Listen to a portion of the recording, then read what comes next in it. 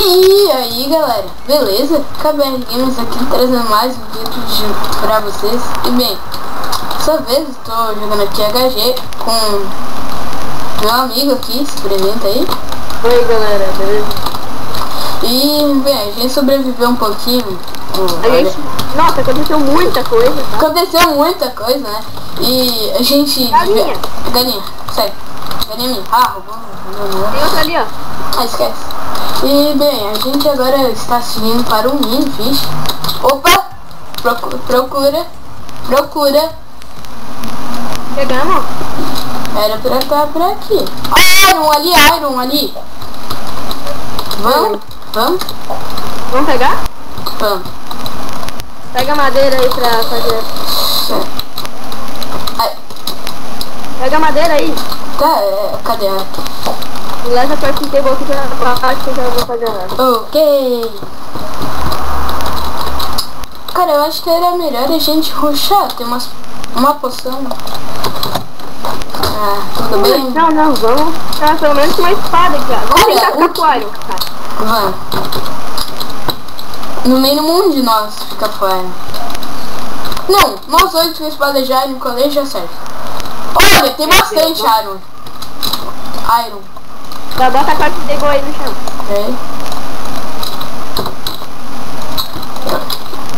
Eu já tinha uma craft day. Eu já tinha uma craft day, fiz outra. Nossa.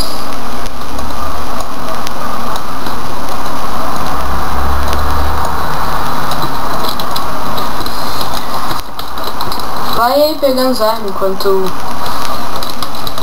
Vai pegando coisa pra fazer a fornalha. Tá?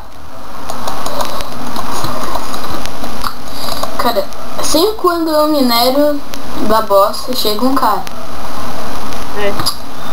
Craft bugou. Vamos tapar nós. Tapa com terra. Não, deixa eu ver se eu acho que tá bom. Eu acho que não tem, a gente vai...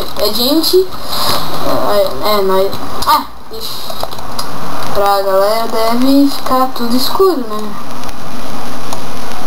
Outro cara. Levita aqui. Nossa, que isso é? Não? Ficha, vai tomar banho. Filha da mãe. Tá longe pra caramba, velho. Não, vamos ficar com Iron primeiro. Não, a gente tem... Pelo menos espada de Iron. Tá, só a espada de Iron.